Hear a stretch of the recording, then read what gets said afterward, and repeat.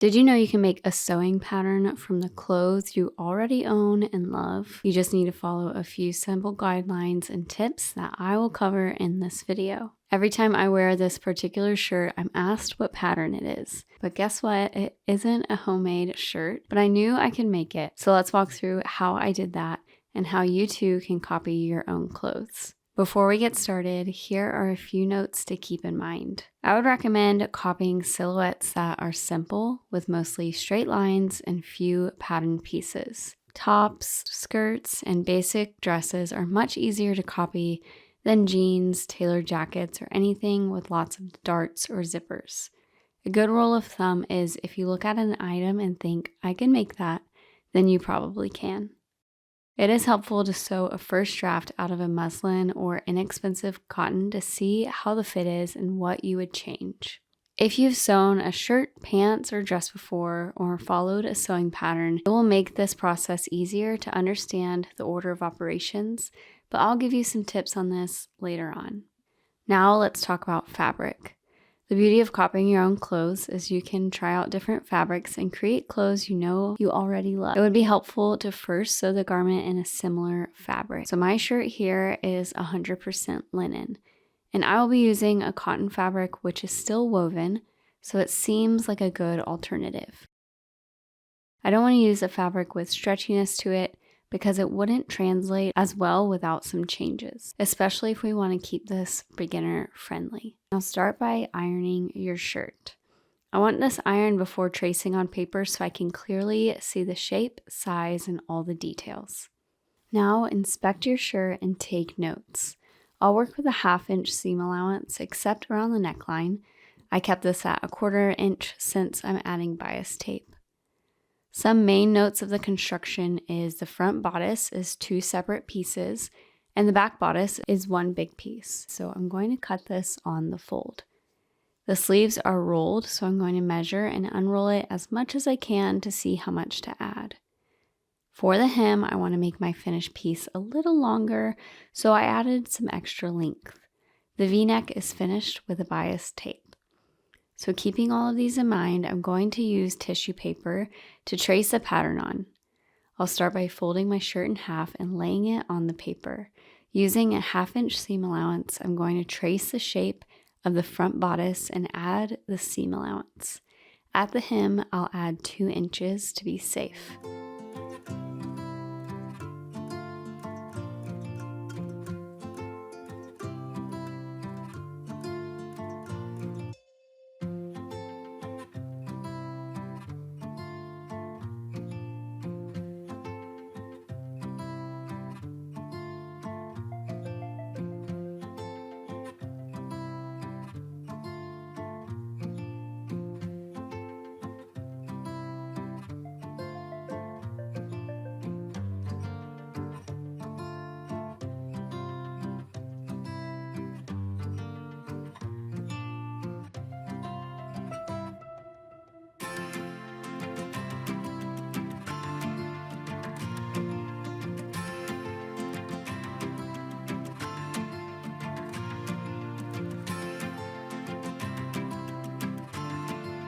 Now I marked all my notes on the pattern piece so that I don't forget, and as I store this away next time I pull out this pattern, I'll know exactly what I need to do.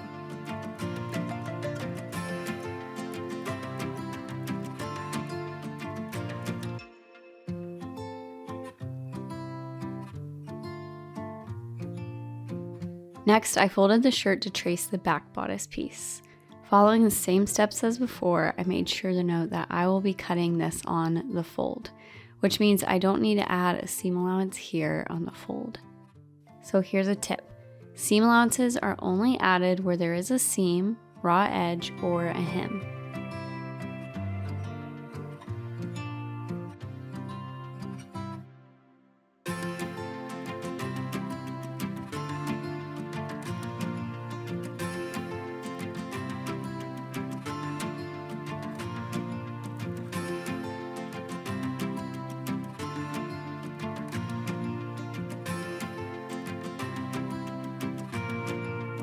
Now I have my 2 pattern pieces. This would also be a great place to add any modifications like lengthening the sleeves or adjusting the shape of the neckline. You're copying clothes, but also you're making it your own. I could easily add tiers to make this a dress, or even change the shape of the hem. That is the beauty of this process, is you can really stretch your creative muscles and try something new. So here's a tip. Write down what you notice about the construction as you trace. This helps when you sew it all back together. So I made sure to note that the seams were serged and the bias neckline was finished before sewing the front bodice pieces together. There's little things like that that are good to keep an eye out for. Next, cut out the pattern pieces from the fabric according to your notes and follow the order of operations. Order of operations is basically the sequence of steps you will follow to put a garment together. Think of it like a recipe. The order matters because some steps depend on other steps being done first. So this is a woven blouse. So first I'm going to sew the shoulder seams, then the neckline finish, then the front bodice piece, sleeves, side seams, hem, and then any other details. So if you were to sew pants, you would first want to prepare the pockets, then assemble the legs together, join the legs, add the waistband, and then hem. Say if you're doing a dress, you would show any shaping like darts, pleats, or gathers. Then you would do the shoulder seams, neckline, attach any sleeves if you have any, then do the side seams, assemble the skirt, then join the bodice and skirt pieces together, finish the edges, and hem. It's helpful to note that most garments are assembled from the top down and from the center out. So shoulders, necklines, sleeves, sides, and hems. Pants are the exception to this rule since you build each leg before joining them at the crotch. But it's helpful to note these things if you are trying out something different than a shirt. So after looking at my neckline, I realized that adding my bias tape before sewing the front bodice pieces down the front would make it really easy to cleanly finish the V-neck shape. I went ahead and added the bias tape and then finished the raw edges with a serger before sewing the front pieces together. Ironing after each step always makes the end product look finished and well made and something I want to wear. So from start to finish, this top only took me about an hour. And then next time, since I already have my pattern piece and everything made, it would take me way less time. So of course, anytime you are sewing something, it's going to be a little bit different, but I'm going to show you just all of the steps that I followed and little details that may help you in copying your own clothes. So first I laid out the back bodice piece right side up, and then I matched the shoulders with the right sides together. Then I sewed it together with a 1/2 inch seam allowance starting at the neckline. So a tip is when you are sewing, you want to sew in the same direction.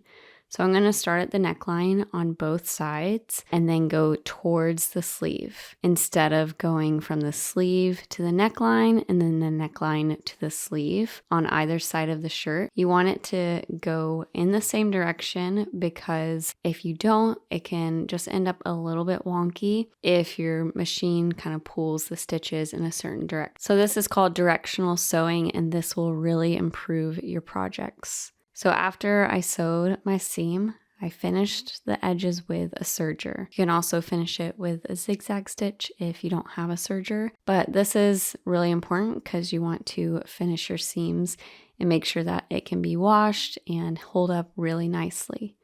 When I'm finished with that, I'm going to press all of the seams to the back bodice, and this will just create a nice finish.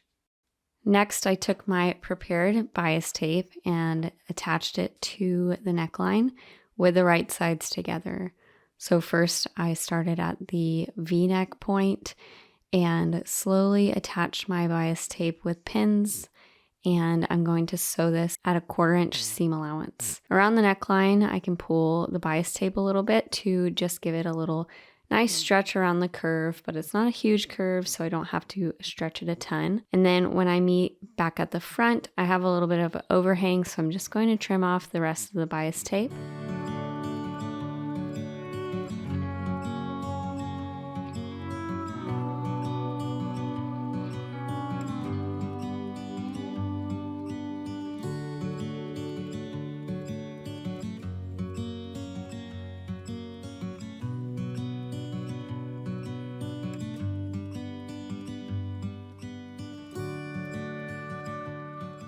After sewing the bias tape to the V-neck, I'm going to take the seam allowance and press it away from the V-neck towards the rest of the bias tape. This will help it just sandwich really easily between the bias tape as you're folding the rest over and give you a nice clean finish.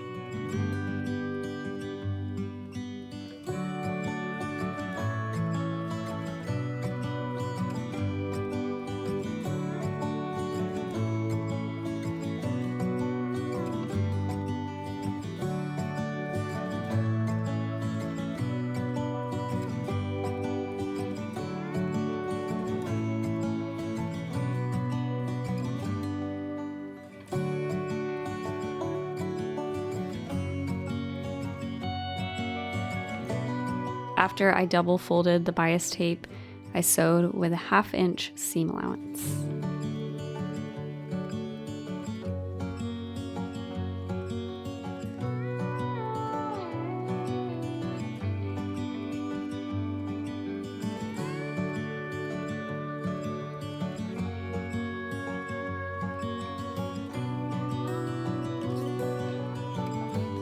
Before sewing these two pieces together, I'm going to finish the edges because after taking note of my original shirt, that is what the shirt did.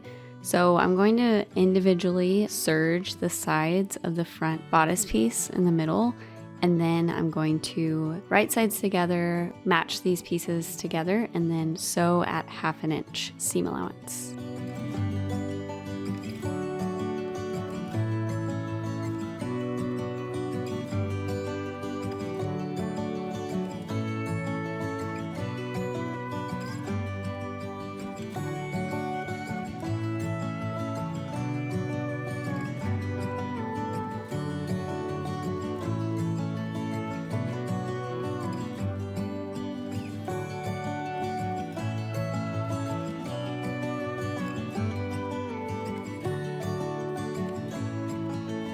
Then I pressed the seam allowance open and then matched up the side seams, the sleeves, and everything, just making sure everything lined up nicely, and then sewed at 1/2 inch seam allowance.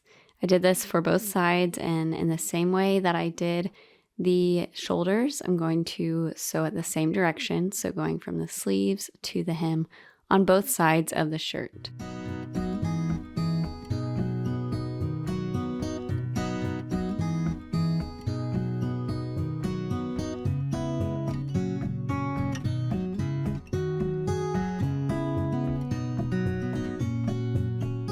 Then I followed up by folding the cuffs of the sleeves up a couple times and pressing, and this is going to create that nice hem on the sleeves.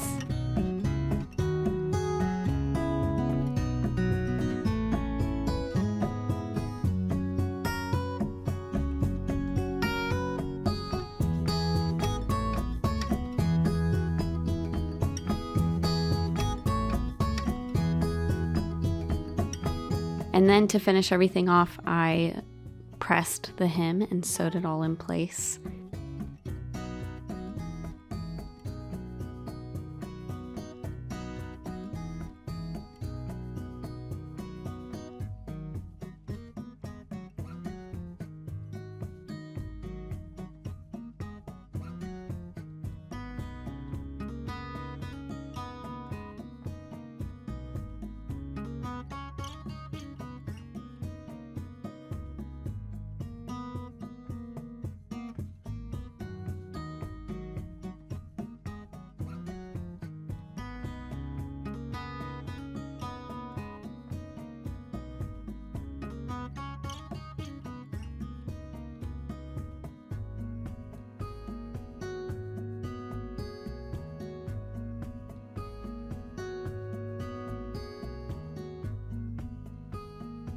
And then finally, I folded the sleeves up and just stitched along the side seams to keep it in place.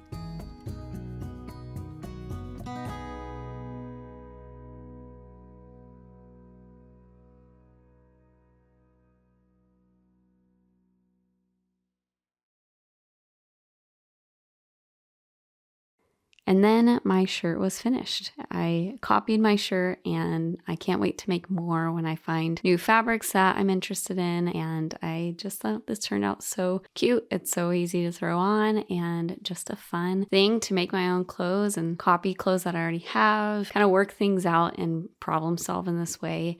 And it's a fun way to even just stretch your thinking and just see your clothes in a new light. So I would love to hear what you've created, and you can tell me about it in the comments.